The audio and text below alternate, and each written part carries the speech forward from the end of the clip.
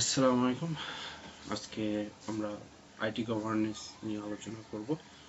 আমরা July August 2023 সালের প্রশ্নটা একটু পড়ব। চলেন আমরা একটু পড়ি। যারা দেখবেন তারা একটু মনোযোগ সহকারে দেখেন। আমরা পরীক্ষার হলে অনেক বড় করে প্রশ্ন লেখার চেষ্টা করি, কিন্তু আসলে এর অ্যান্সারটা দেখেন। আমরা জুলাই আগস্ট 2023-এ যে প্রশ্নটা আসছে যে what is the major objective area for the initiate ICT professional skills assessment and enhance program mentioned in the National ICT Policy 2009. Who are the primary actors? How would this program benefit the nation? What are the short-term and mid-term goals of this action item?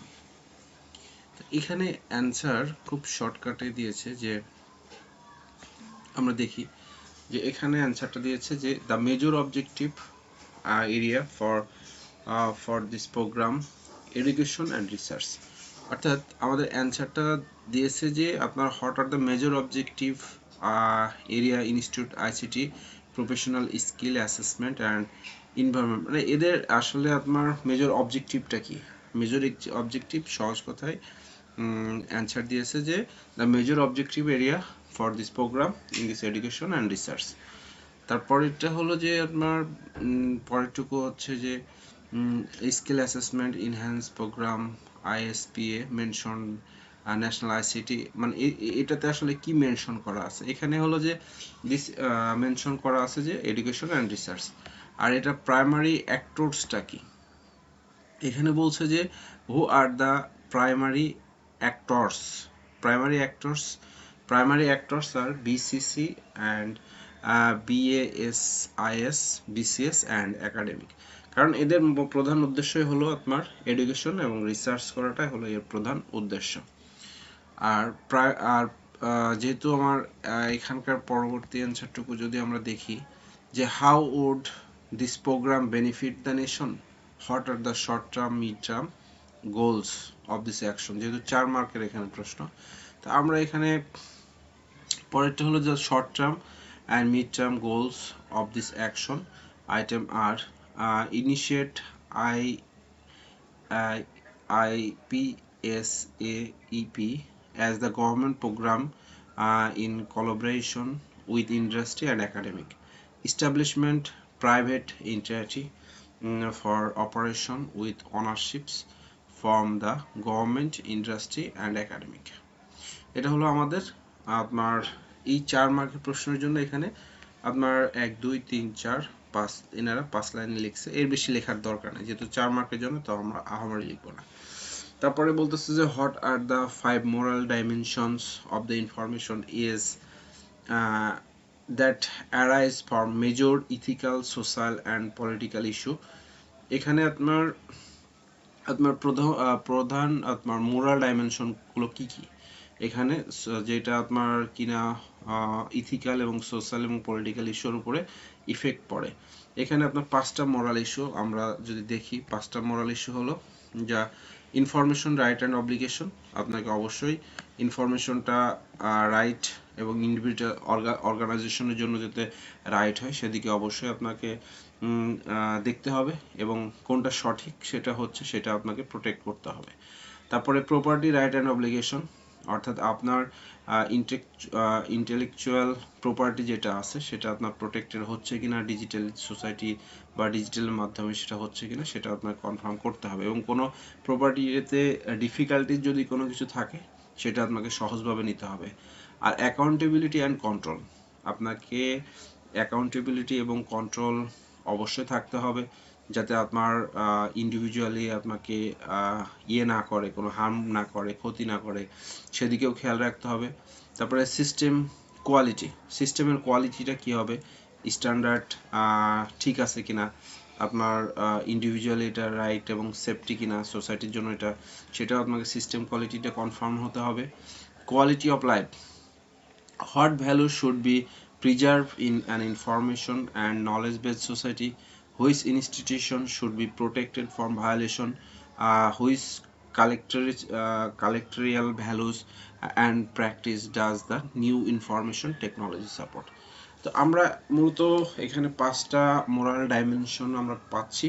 একটা হলো information right and obligation, property right and obligation, accountability and control, system quality, quality of life. এখানে আমরা দেখতেছি আপনার 6 মার্কের জন্য যথেষ্ট। তারপরে 2 এর এতে দেখতেছি what are the 4 component used the decision support system. এখানে 4টা কম্পোনেন্ট যেটা আপনার ডিসিশন সাপোর্টের জন্য আপনার গুরুত্বপূর্ণ ভূমিকা পালন করে সেটার ব্যাপারে বলা হয়েছে। তো এটা 4টা কি 4টা হলো ডিসিশন সাপোর্ট সিস্টেম, 4টা হলো একটা analytical model, specialised database, decision maker on insight and judgment, interactive computer based modeling process to support semi structure decision, business decision. এই হলো আমার যেহেতু প্রশ্নটা হলো 3 মার্ক, তারা আপনার 2 মার্কের 2 পেজ, যেহেতু আমার 4টাই এখানে চাইছে ডিসিশন সাপোর্টের যে 4টা মূল টার্ম সেটা এখানে চাইছে। একটা হলো analytical, specialized database, decision maker অনার এবং insight judgment and inactive computer based. তারপরে আমরা দেখি এখানে 2-এর বি নম্বর প্রশ্ন কি বলছে যে among the major reporting alternative management information systems, one of the exception expert describe the exceptions report with example, what benefit provide by the exceptions report. এখানে আপনার একটা অল্টারনেটিভ ম্যানেজমেন্ট ইনফরমেশন সিস্টেম যেটা হলো MIS, অর্থাৎ এমআইএসটা যখন আপনার রিপোর্টিংটা নেই তখন কোন সিস্টেমে নেয়, এটা হলো এক্সেপশন রিপোর্টের ক্ষেত্রে এমআইএসটা ম্যানেজমেন্ট চেয়ে থাকে। তো এই ক্ষেত্রে এক্সেপশন রিপোর্টটার কেন দিই, এই ক্ষেত্রে আমরা একটা এক্সাম্পল দিব আর সাথে আপনাকে হোয়াট বেনিফিট প্রোভাইডেড, আপনার এক্সেপশন রিভাইডের যে এক্সেপশন রিপোর্টটা প্রোভাইড করবেন এক্ষেত্রে বেনিফিটটা কি হবে। তাহলে আমরা দেখি অ্যানসারটা। এখানে বলতেছে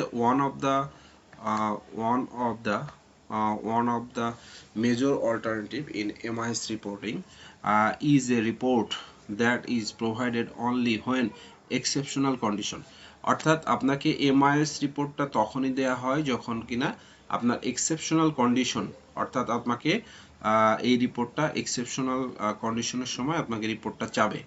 in other case report are produced periodically, মানে এটা পিরিয়ডিক্যালি রিপোর্টটা প্রডিউসড করা হয় but contain information only about this exceptional condition, মানে শুধুমাত্র আপনার এমআইএসটা ম্যানেজমেন্ট ইনফরমেশন সিস্টেম এই রিপোর্টটা শুধুমাত্র আপনার এক্সেপশনাল কন্ডিশনেই এই রিপোর্টটা চাওয়া হয়। This are called exception report, সুতরাং এই জন্য এটাকে এক্সেপশনাল রিপোর্ট বলা হয়। এখানে এক্সাম্পল স্বরূপ যদি আমরা বলা যায় যে credit manager can be provided with a report that contains only information on customer who have expected their credit limit, অর্থাৎ একটা ক্রেডিট লিমিট থাকে, এই ক্রেডিট লিমিটের অবস্থাটা কি অবস্থায় আছে যাতে ম্যানেজার খুব দ্রুত প্রোভাইড করতে পারে, এবং এটা তো সচরাচর ম্যানেজমেন্ট সবসময় চায় না, সে মাঝে মাঝেই চায়। এটা এই জন্য আপনাকে এই রিপোর্টটাকে বলা হয় এক্সেপশনাল রিপোর্ট, এবং এই এক্সেপশনাল রিপোর্টটা আপনাকে পিরিয়ডিক ডিটেলস রিপোর্ট আকারে এটা বিজনেস অ্যাক্টিভিটির কি অবস্থা আছে দেখার জন্য এই রিপোর্টটা দেওয়া হয়। তারপরে আমরা যদি যাই 2-এর সিতে, explain clearly how data visualization systems make data more meaningful to the users. এখানে ভিজুয়ালাইজেশন সিস্টেমে আপনার যে ডাটাটা কখন ইউজারের কাছে একটা মিনিংফুল অবস্থা হয়, বা আমি কখন বলতে পারবো যে একটা ভালো অবস্থা বা মিনিংফুল অবস্থা কখন বলতে পারবো। এখানে বলতেছে যে data visualization systems represent complex data using interactive three-dimensional graphical forms such as charts, graphs and maps. তাহলে আমার এখানে dimensional graphical forms such as কি, একটা হলো চার্টস, একটা হলো গ্রাফস অ্যান্ড ম্যাপস, এই তিনটা। Devious tools help users interactively sort, subdivide, combine and organize data while the data are in their graphical forms. The assistance helps users discover patterns, links, and anomalies in business or scientific data in an interactive knowledge discover and decision support process. Business application like data mining, এখানে data mining business application এর ক্ষেত্রে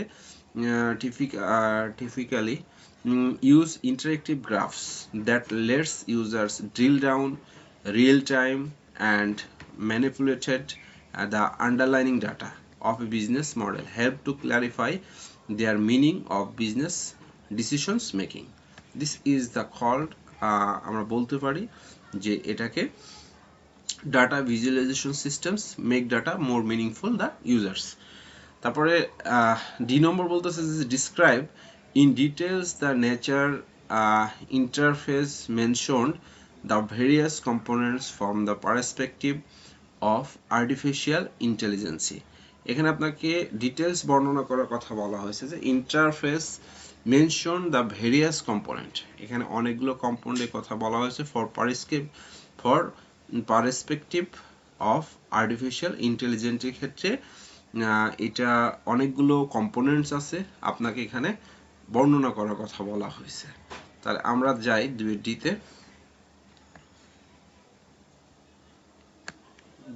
তে আমরা এখানে দেখি এখানে বলতেছে the development of natural interface is considered a major area of artificial intelligence applications as essentials to the natural use of computers by humans. এখানে আমরা কি করি যে development natural interface consideration major area artificial intelligent applications এখানে ব্যবহার করা হয়, প্রয়োজনীয় কি করা হয় natural use of the computers by humans, অর্থাৎ যেটা মানুষ পরিচালনা করতো তো সেটা এখন একটা আর্টিফিশিয়াল ইন্টেলিজেন্ট একটা অ্যাপ্লিকেশনের মাধ্যমে এটা পরিচালনা করবে। এক্সাম্পল দিয়েছে the development of natural language and space recognitions are major thrust of this area of artificial intelligence, অর্থাৎ এখানে যে ন্যাচারাল ল্যাঙ্গুয়েজ এবং স্পেস সবগুলোই একটা ডামি আকারে এখানে দেওয়া হবে।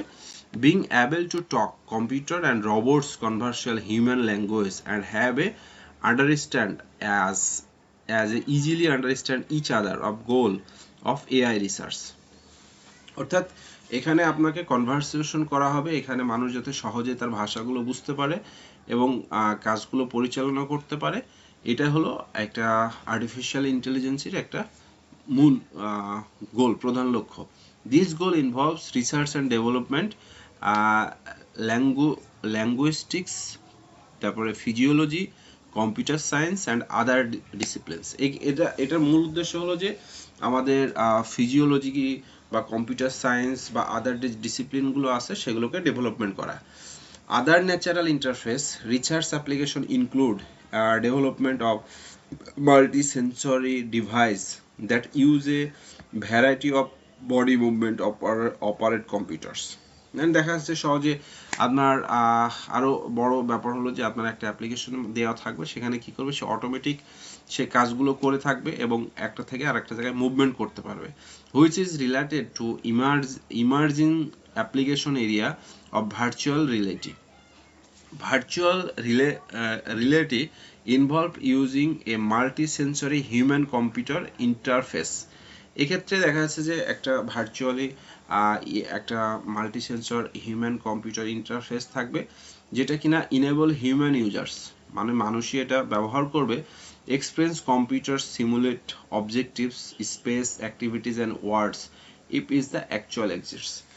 আমরা এটা বলতে পারি যে আর্টিফিশিয়াল ইন্টেলিজেন্স হলো আপনার একটা প্রোগ্রাম যেখানে সেট আপ করা থাকবে, আপনার সেক্ষেত্রে ভাষা বা ল্যাঙ্গুয়েজ সবগুলো দেওয়া থাকবে, আর্টিফিশিয়াল ইন্টেলিজেন্স সে কী করবে মুভমেন্ট করবে এবং তার মাধ্যমে কথাগুলো বলবে। আর এক্ষেত্রে মেন গোল হলো যাতে আমি ডেভেলপমেন্ট করতে পারি, অর্থাৎ ফিজিওলজি ব্যাপারগুলো, কম্পিউটার সায়েন্সের যে এরিয়াগুলো এবং আদার যে ডিসিপ্লিন এরিয়াগুলো আছে সেগুলো আর্টিফিশিয়াল ইন্টেলিজেন্স মোটামুটি কাভার করে।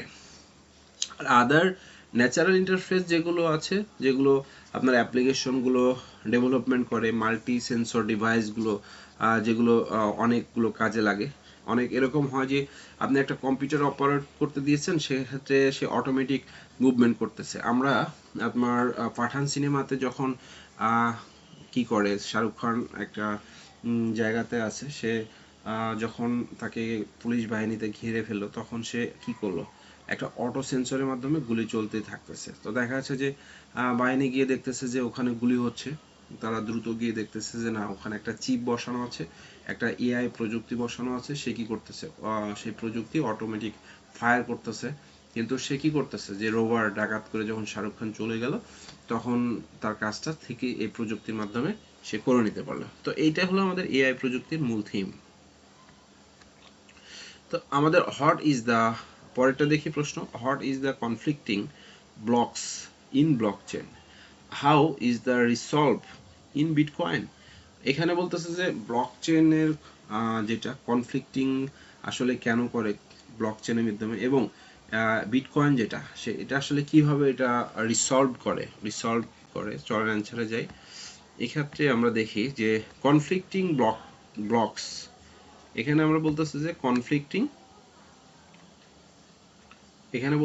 conflicting blocks in blockchain occurs when two or more nodes in the network add different blocks to the chain at the same time। অর্থাৎ ব্লকচেন সিস্টেমটা হলো যে আপনার যখন দুই এবং দুইয়ের অধিক নোডস থাকবে, যেগুলো আমরা কিনা ডিফারেন্ট ব্লকে এটা কি করতে পারবে, তারা ডিফারেন্ট ব্লকের ভিতরে যাবে, কিন্তু সেম টাইম মানে একই সময়ে ডিফারেন্ট ব্লকে যাবে। এখানে অ্যাক্রস এ নেটওয়ার্ক, একটা নেটওয়ার্কের মাধ্যমে সেটা অ্যাক্রস করবে। There is possible of the happening the creating a fork in the chain. There is consensus rules helps nodes figures out which the block they should believe. In Bitcoin the rules called the longest chain rules.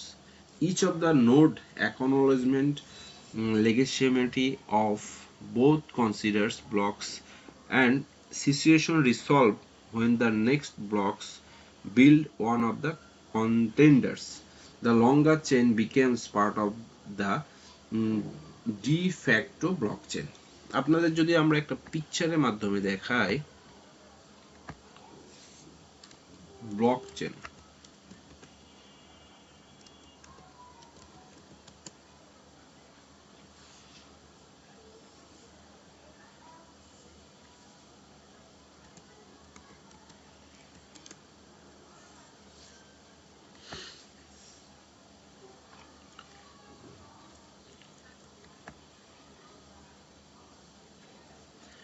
blockchain's facts, what is it, how it's work and how it can be used। তাহলে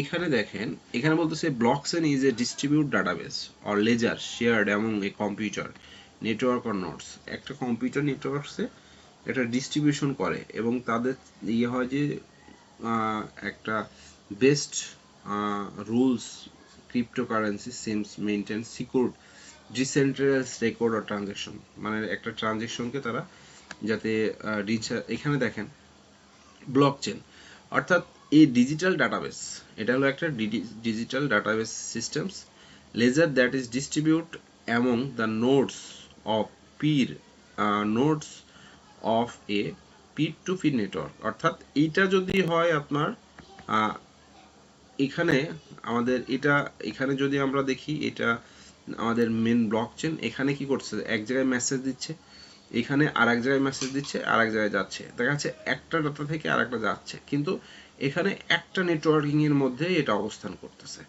এবং এটা আমাদের কিভাবে কাজটা করে, ব্লকচেনটা মূলত কাজ করে যে আপনার বলা যায় যে might be familiar spreadsheet database. Blockchain sometimes similar because the database where information is entered, এখানে information entered করা হয় এবং এটা stored করা হয়। But the key difference between traditional database spreadsheet and blockchain is how data is structured and accessed. মানে এখানে আপনার ইনফরমেশনগুলো ইন্টার করা হয় এবং স্টার্ট করা হয় এবং ডিফারেন্ট বিটুইন ট্রেডিশনাল ডাটাবেজে এটা দেওয়া হয় এবং স্প্রেডশিট একটা নেটওয়ার্কিং মাধ্যমে করা হয় যেতে একটা ডাটাবেজ স্ট্রাকচার সেখানে অ্যাসিস্ট করা যায়। তো এটা হলো আমাদের মূলত ব্লকচেন। আর ব্লকচেন বিটকয়েনগুলো কিভাবে রিসলভ করবে সেটা আমরা ওখানে আলোচনা করলাম, প্রশ্ন অ্যান্সারে দেখছি। এবার আমরা 3 নম্বরে যাই। 3 নম্বর বলতেছে যে what is the set of assumption that organization culture encompasses. একটা অর্গানাইজেশনাল কালচারের আপনি অ্যাজাম্পশন একটা সেট কিভাবে করবেন, এখানে এক্সপ্লেইন দিতে বলতেছে how does the concept of organisational culture, organisation কালচারের কনসেপ্টটা কি হবে এবং আপনি অ্যাপ্লাই টু ইওর ইউনিভার্সিটি আর কলেজ, এবং এই অর্গানাইজেশন কালচারটা আপনি কিভাবে একটা ইউনিভার্সিটি এবং কলেজে অ্যাপ্লাই করবেন। How does it benefit as a unifying force, মানে এটা কি ইউনিফাই ফোর্সের মাধ্যমে আপনি কিভাবে বেনিফিট পাবেন। What are the effect of organisational culture technology change, মানে একটা টেকনোলজি চেঞ্জ করে আপনি একটা অর্গানাইজেশনে কিভাবে বেনিফিট দিবেন। তাহলে আমরা দেখি 3 এটা অনেক বড় করে লিখছে, আমরা এত বড় করে লিখবো না, এখান থেকে কিছু কিছু মেন পয়েন্ট যেটা মনে হয় সেটা নেবেন। এখানে বলতেছে যে all organisations have bedrock unaccessible unique questions by the members assumption that define their goals and products. Organizational culture encompasses this set of assumption about what products the organization should produce, how it should produce them, where and for whom. Generally, these cultural assumptions are taken totally for granted, are rarely publicly announced or discussed. Business process, the actual way business firms produced a value are usually in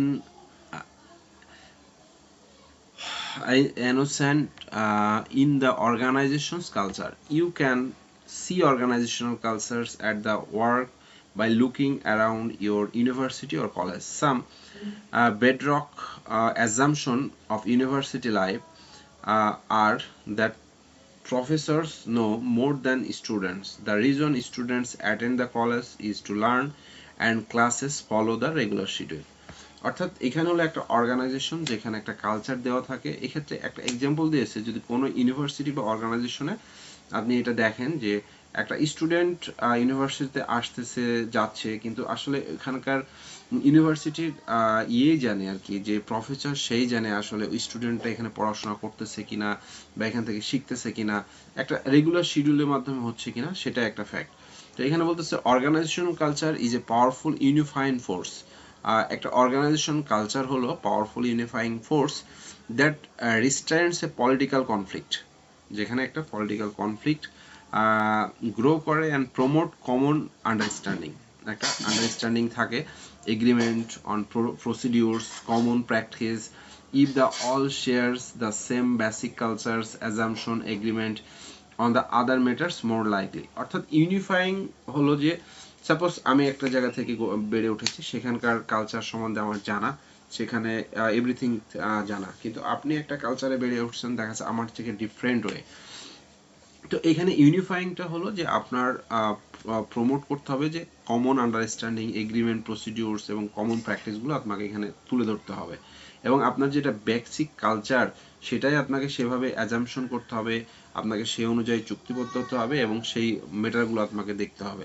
তো at the same time organisational cultures is a powerful restraint on changes, especially technology sense. Most organization will do almost anything to avoid making change the basic assumption any resistance. However, there are times of the sensible way the firm is move forward to employ new technology that directly oppose existing organizational cultures. When this occurs, the technology is often stalled while the culture slowly adjusted. আমি আবার 3-এর B নিয়ে একটু পরে আলোচনা করব, আপাতত এতটুকুই রাখতেছি।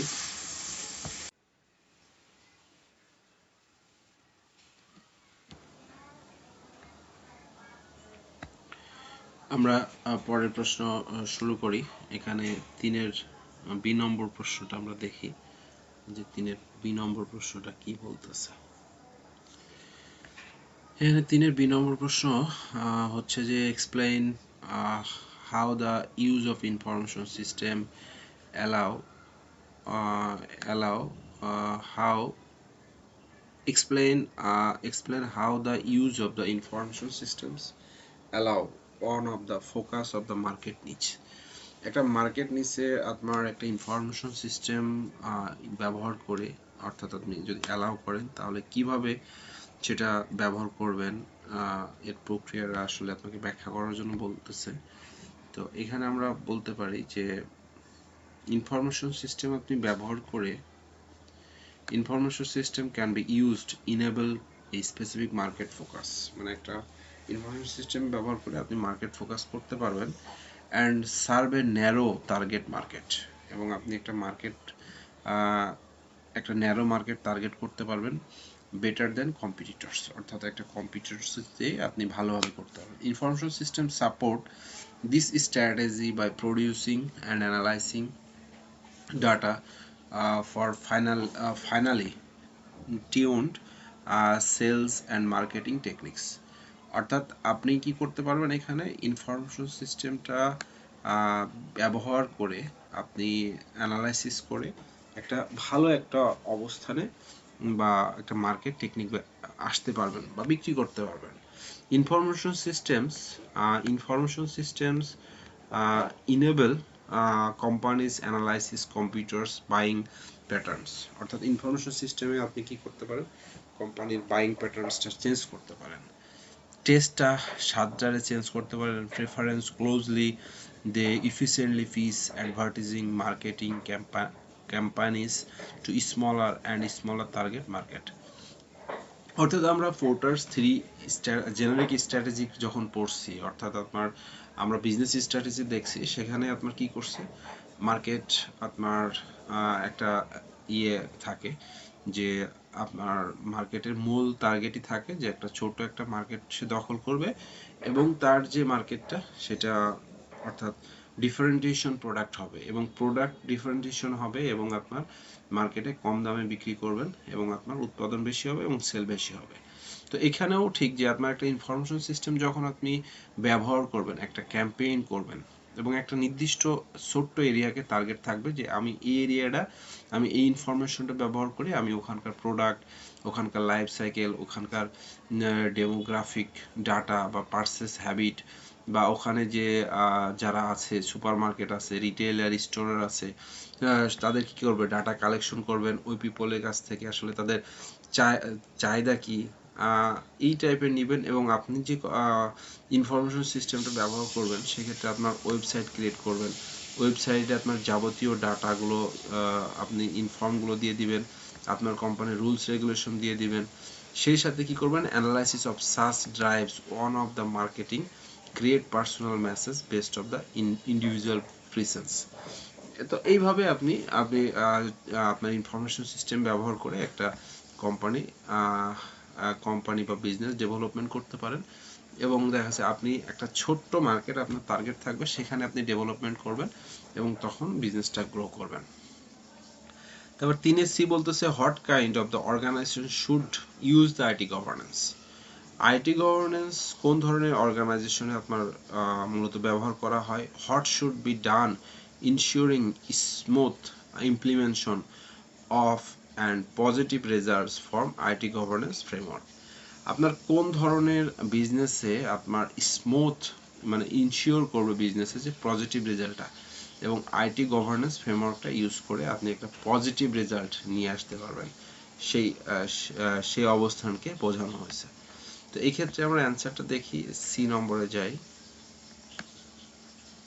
এখানে বলতেছে যে বোথ পাবলিক এবং প্রাইভেট সেক্টর, আপনি বোথ পাবলিক এবং প্রাইভেট সেক্টর অর্গানাইজেশন কি করতে পারবেন, need a way to ensure করতে পারবেন that their IT functions support business strategic and objective। অর্থাৎ আপনি শুধু সরকারি সেক্টরে না, এটা প্রাইভেট এবং পাবলিক দুইটা সেক্টরে আপনি আইটি ফাংশনটা ব্যবহার করতে পারবেন এবং আপনার যে অবজেক্টিভ আছে সেই অবজেক্টিভটা আপনি পূরণ করতে পারবেন। And formal IT governance program should be of the radar of the organization,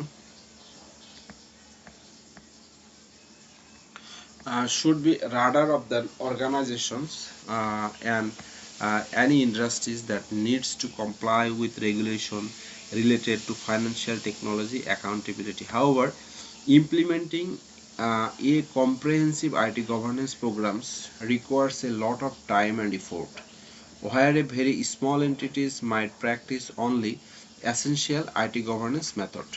The goals of larger and more regulated organizations should be full-fledged IT governance program. অর্থাৎ আপনার আমরা যেটা দেখলাম যে আপনার দুইটা সেক্টরে আপনার প্রয়োজন আইটি ফাংশনটা। তো আইটি যে গভর্নেন্স অবশ্যই কি থাকতে হবে, যে একটা অর্গানাইজেশন ইন্ডাস্ট্রিতে প্রয়োজন হয় এবং যে ফাইন্যান্সিয়াল টেকনোলজি অ্যাকাউন্টেবিলিটির জন্য এটা প্রয়োজন হয়, এবং এটার যে ইমপ্লিমেন্টিং বা কম্প্রিহেন্সিভ আইটি গভর্নেন্স রিকোয়ার্স একটা লট অফ ইফোর্ট থাকে, যেখানে আপনার ছোট ছোট যে কোম্পানিগুলোতে আপনার আইটি গভর্নেন্স মেথডগুলো ইউজ করা যায় এবং বিশেষ করে লার্জ এবং এর অধিক অর্গানাইজেশনগুলোতে আপনি IT governance programme fully use করতে পারেন। One of the most of the important spots to success with executive buy-in, it is often recommended that a risk management committee with top level sponsorships and business representation is formed to ensuring it's an effective program. It needs to be supported by a board set of line of business leaders. It is also recommended to share result with the board or audit committee to develop real attention when items begin to get ignored. As with any significant project, one of should always keep communication lines open between various parties, measure and monitor to process of the implementation, and seek outside help if needed. তাহলে আমরা এতটুকু বুঝলাম যে IT function আইটির মূলত প্রধান যে উদ্দেশ্য হলো সেটা হলো আপনার সেটা প্রাইভেট সেক্টর এবং প্রাইভেট এবং পাবলিক দুইটা সেক্টরে এটা প্রয়োজন হয়। আর আইটি গভর্নেন্স মূলত একটা প্রোগ্রাম, সেটা হলো কি আপনার একটা অর্গানাইজেশন বা ইন্ডাস্ট্রির জন্য প্রয়োজন এবং একটা রেগুলেশন রিলেটেড কাজ এবং অ্যাকাউন্টেবিলিটি করে থাকে। বিশেষ করে ছোট যে প্রতিষ্ঠান তাদের আমাদের আইটি গভর্নেন্সের মেথডগুলো প্রয়োজন হয়, কিন্তু এর উপরে যে অধিক প্রয়োজন সেক্ষেত্রে আমরা একটা আইটি গভর্নেন্সের ফুল একটা প্রোগ্রাম সেট আপ করে থাকি। আর মোস্ট ইম্পর্টেন্ট হলো যে এখানে আপনি এটা ব্যবহার করে এটা অবশ্যই আপনি সাকসেস হবেন এবং একটা আপনার যে রিকমেন্ড করা আর কি risk management committee with top level sponsorship business representation is form.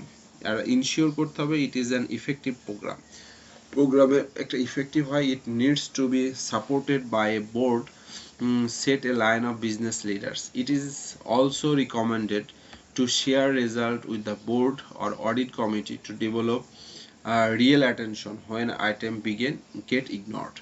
অর্থাৎ এখানে আপনাকে যে ভালো জিনিসটা সেদিকে আপনাকে একটা ভালো রেজাল্টের প্রতি আপনাকে অ্যাটেনশন দিতে হবে এবং আপনাকে এটা বাদে যেটা আপনার পক্ষে না সেটাকে আপনার ইগনোর করতে হবে। এবং আপনি সিগনিফিকেন্ট প্রজেক্ট একটা প্রজেক্টে অবশ্যই আপনাকে গুরুত্ব দিতে হবে যে always keep a communication lines open between the various parties, measures a monitor a progress of the implementation and seek outside help if needed, যদি প্রয়োজন হয় আর কি।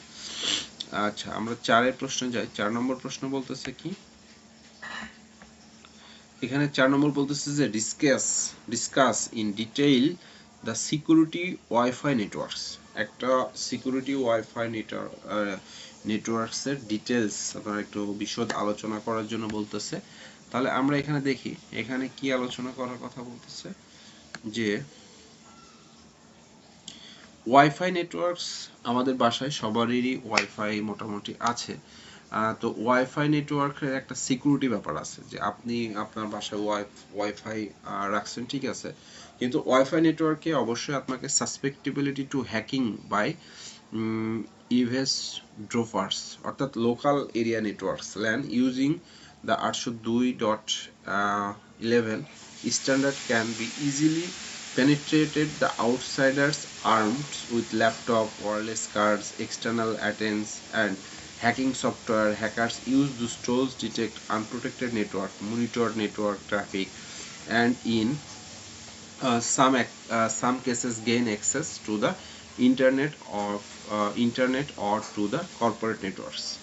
অর্থাৎ আমরা ওয়াইফাই চালাই, কিন্তু আমাদের লোকাল যে এরিয়া আছে যখন আমরা এটা ব্যবহার করি, বিশেষ করে laptop, wireless card, external antenna and যেগুলোতে ইউজ করি, এক্ষেত্রে দেখা যাচ্ছে আপনি যদি কোনো টুলস আনপ্রোটেক্টেড অবস্থায় থাকে, তাহলে আপনার কি করতে পারে, মনিটরটা নেটওয়ার্ক ট্রাফিকটা অনেক সময় কি ইজিলি অ্যাক্সেস করতে পারে, এবং আপনাকে অ্যাক্সেস করার সাথে সাথে কি করবে, আপনাকে ইজিলি হ্যাক করতে পারে। তখন আপনাকে হ্যাকার্সটা আপনার সহজে হ্যাকিং করতে পারে। তো wifi transmission technology designed to make it easy for station to find hair two one another, মানে একটা জায়গা থেকে আরেকজনকে সহজেই পাওয়ার জন্য ওয়াইফাই ট্রান্সমিশন সহজে আপনাকে একটা ডিজাইন করছে। The service set identifier SSIDs the identify the access points in the Wi-Fi networks are broadcast multiple times and can be picked up fairly easily into the intruders sniffers programs. Wireless networks in many locations do not have basic protections against overdriving, in which eavesdroppers drive by buildings or park outside and try to interrupt wireless network traffic. An intruder who has associated with an access point by using the correct SSID is capable of accessing other resources on the network. For example, the intruders could use the Windows operating systems to determine which other users are connected to the network, access their computer hard drivers, and often or copy their files. To mitigate the address this security risks, Wi-Fi networks shall be configured with appropriate encryption protocols, strong password, MAC addressing, filtering, and proper network segmentation. অর্থাৎ সহজ কথা, আপনি একটা wifi network আপনি আপনার কম্পিউটারে রাখছেন, এখন এটা যদি আপনি ওয়াইফাই নেটওয়ার্কটা ওপেন করে রাখেন, তাহলে আপনাকে সহজেই যে কোনো কম্পিউটার থেকে বা আরেকটা কম্পিউটার থেকে আপনার এতে এসে প্রবেশ করবে, এবং যখনই প্রবেশ করবে তখন আপনাকে যে কোনো সময় তারা হ্যাক করে নেবে, অর্থাৎ আপনার ডকুমেন্টেশন তারা নিয়ে নেবে, এবং আপনার ওইখান থেকে পাসওয়ার্ড বা আপনার মোবাইল বিকাশ বা দেখা যাচ্ছে যে কোনো একটা পাসওয়ার্ড নিয়ে নিতে পারে। সেক্ষেত্রে আপনার ওখান থেকে হ্যাকিং করে আপনাকে ইজিলি হ্যাকারস হ্যাক করতে পারে। সুতরাং আপনাকে ওয়াইফাইটা কি করতে হবে, ওয়াইফাই নেটওয়ার্কটাকে অবশ্যই স্ট্রং থাকতে হবে এবং প্রোটেকশন থাকতে হবে, যাতে করে আপনার স্ট্রং পাসওয়ার্ডের মাধ্যমে আপনাকে ফিল্টারিং না করতে পারে, আপনার প্রোডাক্ট নেটওয়ার্ক যেটা আছে, সেগমেন্টেশন আছে, আপনার এর ভিতরে যদি প্রবেশ না করতে পারে, সেক্ষেত্রে আপনাকে অবশ্যই খেয়াল রাখতে হবে। তো এটা হলো আমার একটা এখন 4-এর সিতে কি বলতেছে, 4-এর সি বলতেছে যে না, আমরা 4-এর ইয়ে পড়ছি, 4-এর ইয়ে পড়ছে, হ্যাঁ। এখন আমরা 4-এর বিতে যদি যাই, এখানে কি বলতেছে 4-এর B, which type of software are vulnerable to SQL injections attacks, অর্থাৎ কোন টাইপের সফটওয়্যার যেটা কিনা আপনার SQL ইনজেকশন ভালনারেবল সফটওয়্যার, কি টাইপের সফটওয়্যার কি টাইপের অ্যাটাক করে, কি টাইপের অ্যাটাক করে এই সফটওয়্যারের মাধ্যমে, এক্সপ্লেইন হাউ দ্য অ্যাটাকস অকার, আপনি ব্যাখ্যা করেন এখানে আসলে এই টাইপের অ্যাটাকটা কখন করে, আপনাকে ব্যাখ্যা করার জন্য বলতেছে। তো এখানে অ্যানসারটা হলো, এখানে আমরা যদি দেখি 4 নম্বরের অ্যানসারটা, এখানে বলতেছে web applications R vulnerable to SQL injections attacks. SQL injection attacks take advantage of vulnerabilities in properly coded web application software. এটা হলো একটা web application software to introduce malicious program code. এখানে malicious program কোডটাকে ইন্ট্রোডিউস করে into a কোম্পানির systems and network. একটা কোম্পানির system এবং নেটওয়ার্কে তারা কি করে ইন্ট্রোডিউস করে দেয় এই malicious software. This vulnerability occurs when a web application fails. যখন এই vulnerability অকার্সটা ঘটে, মানে ম্যালিসিয়াস বলতে আমার যে সফটওয়্যার ওয়ার্মস, ট্রারজন বা এই টাইপের যে সফটওয়্যারগুলো আছে, এই ভাইরাসগুলো আছে, এগুলো যখন এর ভিতরে প্রবেশ করে তখন to validate properly or filter data user enters on web page. তখন টোটালি আপনি ভ্যালিড করতে পারেন না। আপনার যখন ডাটাগুলো ফিল্টার করেন, ওয়েব পেজগুলো দেখেন, তখন এই প্রবলেমগুলো হয়। Which might occur ordering something online and attackers uses to import validations error to send a rigorous SQL query underlining database to access the database, plant malicious code or access other systems to the networks. Large web applications have hundreds of places for inputting user data. আপনাদের দেখা যায় যাদের large application data আছে অনেক area, তখন কি করবে, তাদের ডাটাগুলো ইনপুট করা আছে, তখন দেখা যাচ্ছে যে কোন দিক থেকে অ্যাটাক করবে আমরা সহজে এটা আইডেন্টিফাই করতে পারবো না। Each of which creates of opportunity for SQL injection attack. তো এই টাইপের অনেকগুলো জায়গা থেকে যখন অ্যাটাক করে আপনার একটা মানে একটা ফাইলকে বা একটা প্রোগ্রামকে বিভিন্ন জায়গা থেকে বা একটা অ্যাপ্লিকেশনকে বিভিন্ন জায়গা থেকে আপনাকে যখন অ্যাটাক করবে, তখনই আমরা এটাকে বলবো এসকিউএল ইনজেকশন অ্যাটাকস। আচ্ছা, তারপর 4 সি নম্বর বলতেছে যে describe computer forensics from the perspective of court of law. What are the basic principles of and the effective electronic documents retention policy? What are the problem that computers forensics deal with? এখানে কি describe করতে বলতেছে যে আপনার computer forensic যে perspective আছে, যেটা কোর্টে লর মাধ্যমে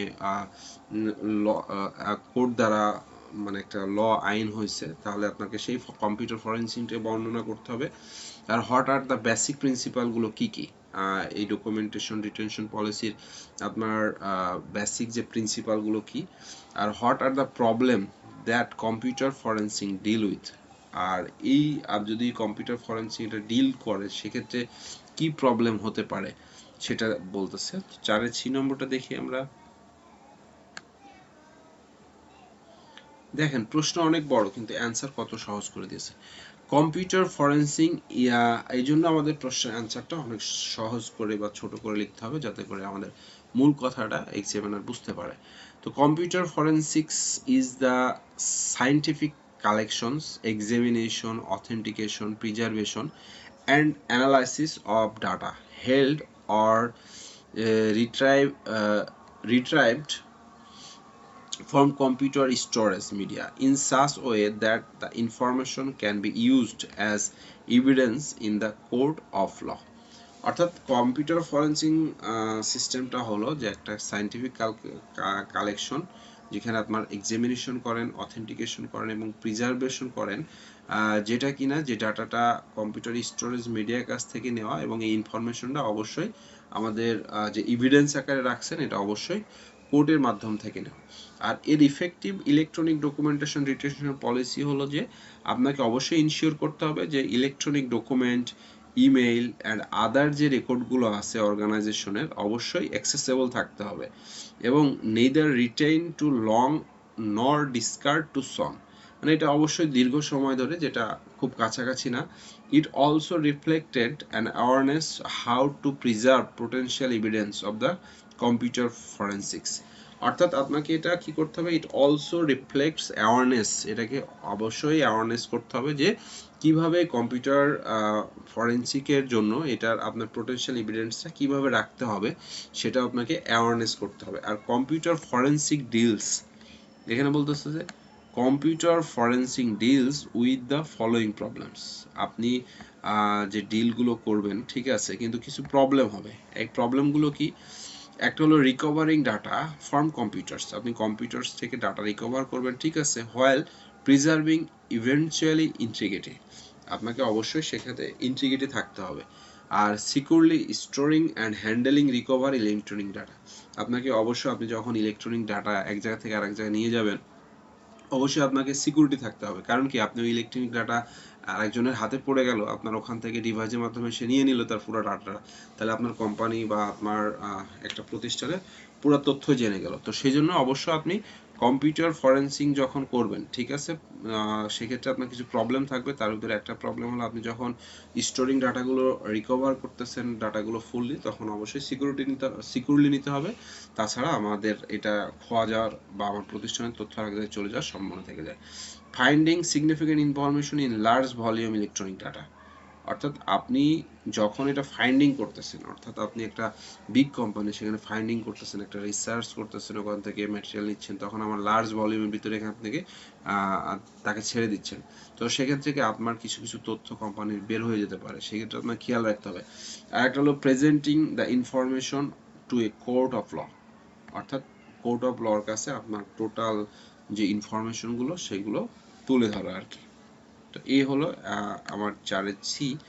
আর 4 ডি নম্বর বলতেছে কি, যে explain how computer profiling and mistakes in the computer matching of personal data May act as a controversial threats two privacy, অর্থাৎ প্রাইভেসিকে কিভাবে থ্রেটে ফেলে, অর্থাৎ আপনার কম্পিউটারিং যে ম্যাচিং বা পার্সোনাল ডাটার ক্ষেত্রে সেক্ষেত্রে আপনি কিভাবে প্রোফাইলিং যদি কোনো মিস্টেক হয়ে যায় সেক্ষেত্রে আপনি এটা কিভাবে ব্যাখ্যা দিবেন।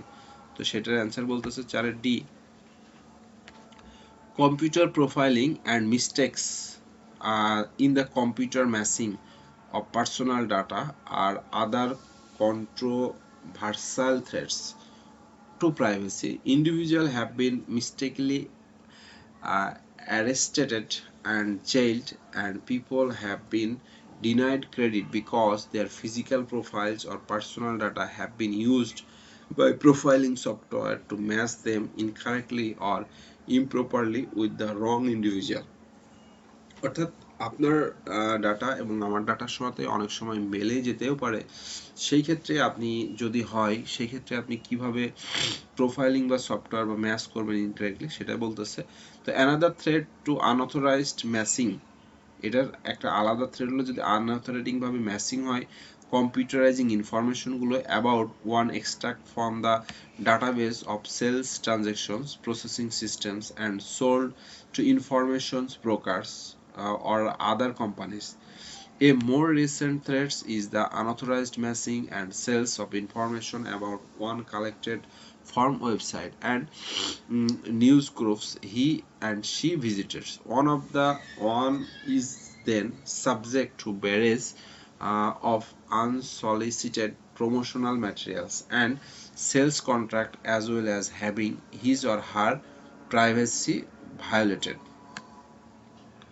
ওকে, তারপরে আমরা 4-এর ইতে যাই। 4-এর ইতে বলতেছে যে ডিফাইন ডিজিটাল সার্টিফিকেটস, এখানে ডিফাইন করতে বলতেছে যে digital certificates, what is the rules of public key infrastructure in the context of digital certificate, অর্থাৎ ডিজিটাল সার্টিফিকেটটা কি আপনাকে ডিফাইন করার জন্য বলতেছে। আর what is the rule of the public, মানে পাবলিক রুলটা কি হবে, অর্থাৎ পাবলিক কি ইনফ্রাস্ট্রাকচারটা কি, ডিজিটাল সার্টিফিকেটের মাধ্যমে কনটেক্সটগুলো কি হয়ে থাকবে সেটা আলোচনা করার জন্য বলতেছে।